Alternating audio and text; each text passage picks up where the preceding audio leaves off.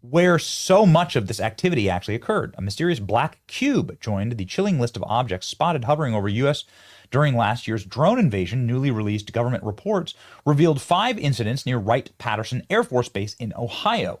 And she actually just went on Joe Rogan's program and said the exact same thing, which is crazy. Ladies and gentlemen, Anna Paulina Luna explaining objects like this black cube. You know, I was wanting to cover the story anyway, but then APL goes on Joe Rogan and says this. To tell you, and this might sound crazy, but based on our investigations and stuff that we've seen, okay, there is definitely something that I think would rival what we know currently with physics, and a tech that potentially is out there that we don't have the ability to reproduce, because it would basically be like dropping a cell phone right off back during the time of maybe caveman. So like we just don't have the tech to develop it yet. What I can also tell you is, based on our interviews, and this has been something that you can go back and watch with the congressional hearings, but I was actually able to ask some of the witnesses, you know, what are these things?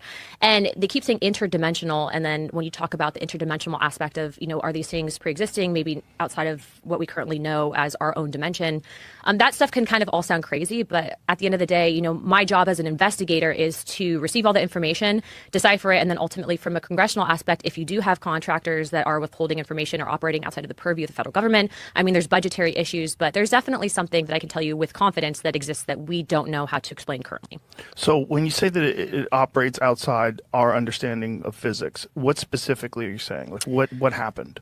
To I guess break it down in simple terms is that I think that some of the tech that exists, that whatever these things have, these energy things have. Energy things? What do you mean? Well, they call them interdimensional beings. I think that they can actually operate through the time spaces that we currently have.